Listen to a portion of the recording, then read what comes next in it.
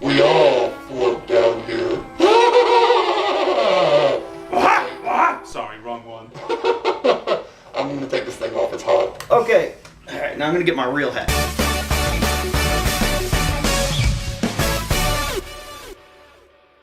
Stephen King's It. Just brilliant, just well crafted, based it strictly off the book. I know parts of it. I haven't read the entirety book in its entirety. I've read mainly like the first half, and it's already on par. It's damn good. It's right where I want it to be. It, you know, like the 1990 version, it's great and all, like the first half at least. But this one sticks way closer to the book, a lot closer to the book.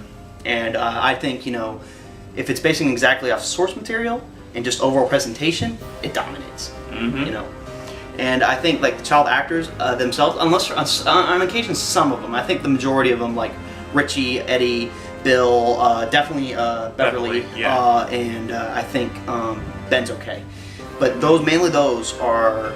So the kids who play Stan and Mike, I mean, there's nothing wrong with them. They sat a little too much in the background here. They were the other ones. They were a lot more up front. Like you know, Stan being he was the doubter. You know, he had more scenes to himself. This one it was a little mild for them. Yeah. And I think we can't talk. You know, we had to go through spoiler free, but we can definitely talk about Pennywise. I think the actor who played him did a greater job at being more intimidating and fearful and goofy at the same time. While Tim Curry, in my opinion, was a more fun experience. Yeah. I didn't think he was as intimidating. No, of course not. You know the actor that plays him in this movie, he's only like 25, 27. Yeah, he's like really, really young. And yet he still pulls up like, oh my god. It's like a really gritty one, and I'm glad the character of Pennywise is very... He gives off his appearance way too early. Unlike in the other one, he looks and sounds more human. He doesn't sound like it, but in this one, he gives away his appearance a little too much. Like he likes to change up his design. He likes his voice cracks. It's all these things that show. I'm not sure how it was in the book, but 90% of the time, I noticed after he changes to a specific fear, he goes right back to clown. Like, hey, I'm scary. Right? If I explode. It's like it's right instantaneous. Like he's like the way he sounds is intimidating yet comedic, I guess. Yeah, even if it's unintentionally or not, I can see that. And the other thing too, in terms of scares, the only thing it relies on, because the atmosphere building up to said scares is great, like I have no problem with that. But majority of the time, what you're expecting in scares is just loud noises, something in your face. Thing. It's supposed to be creepy. Like if you've watched the stuff before, you're like Jacob, you're kind of immune to it.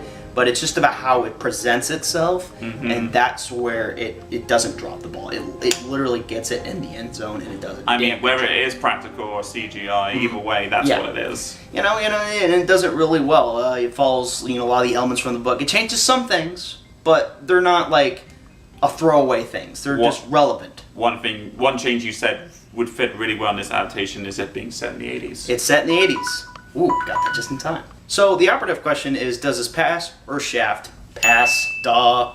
I think we all saw in my that experience, coming. I think it barely gets to pass, but I think that's... But, I mean, I'll get used to it if I watch it again. I'll have to because my wife wants to see it. Yeah, but I think it barely passes because it's like, in terms of adaptation, it just sticks by it. It sticks by what the book is, Exactly, I think, to me, it's the perfect adaptation, but does that make that I think we're going to operative ask the question, which one would you rather watch, 1990 or this one? I'd rather watch this one. I mean, I wouldn't mind both, but in this one, this one is updated. This one's the better. It actually feels more like a horror movie. This one's actually more like I said, quality and by the book. I mean, don't get me wrong, I love 1990 version. I love Tim Curry. I think he's a riot.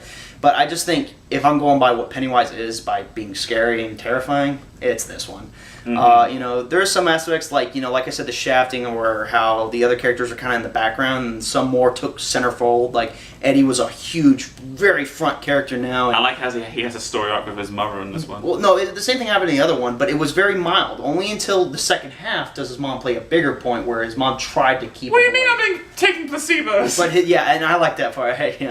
And so, I guess, if I had to give a certificate, I said, since it's so pretty close to the book and actually follows it faithfully, there's another part, faithfully, we're going to give this the by the book certificate. I don't know what picture it is. It's probably a Holy Bible, because I did say faithfully.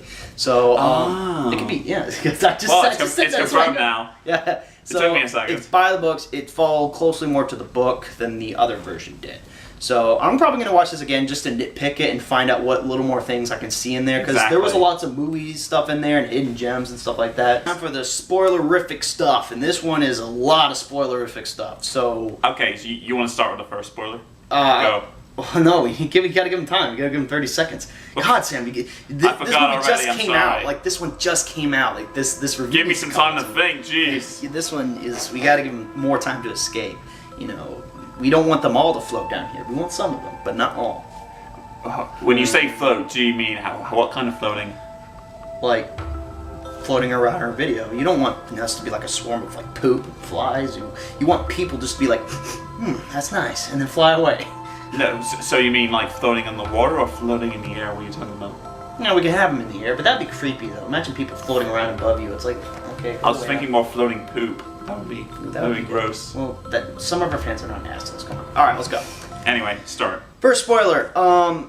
Pennywise and like how he adapts and all his stuff and changes abilities are actually key onto the fears from the book.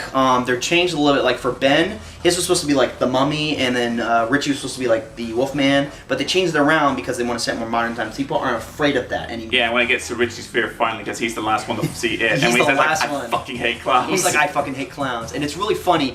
I'll say this, I'm going to bring this in late. I know this is one of the climactic things, but the battle scene was a million times better than the original. Everyone beats the living shit out. Every single person, every single Loser Scum member, their fears, like, he changes into their fears, and they beat the living shit out. Honestly, it's better than Battery. The fight between Richie and Bill, like, I thought was like, that was stunned and done. Like, oh my god, Beverly, she's important. But then he starts to go off again. He's like, it's all your fault, Bill. I almost got killed today, and yada yada yada. And then he says, now I gotta beat this clown. He's like, come here, you fucker. And he beats him with a bat, and then he changes. Keeps changing into things, and they keep beating him up. What do you think about the Rock fight?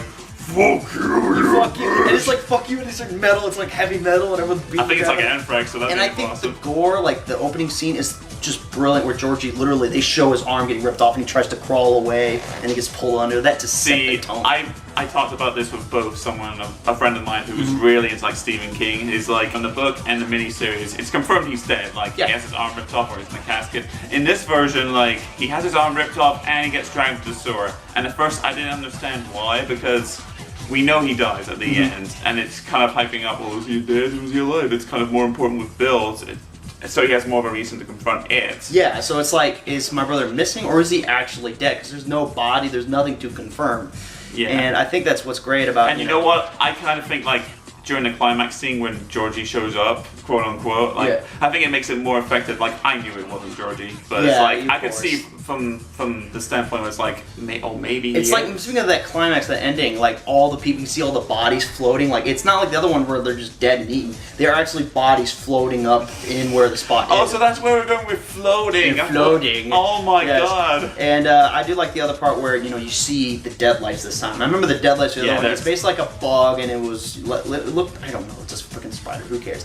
This one is actually like, you don't see much of what he looks like. You just see his mouth opening up with all his sharp teeth, and then like 3 lights, like a little spinning light, and those are his deadlights. And it caused Beverly, who's not dead, to float up with the others. Yeah. So we don't know how that works. In terms of presentation, it's a whole lot better. Yeah, it is a whole lot better. It's like, we've been waiting this entire moment to see the deadlights, and now it's just simple.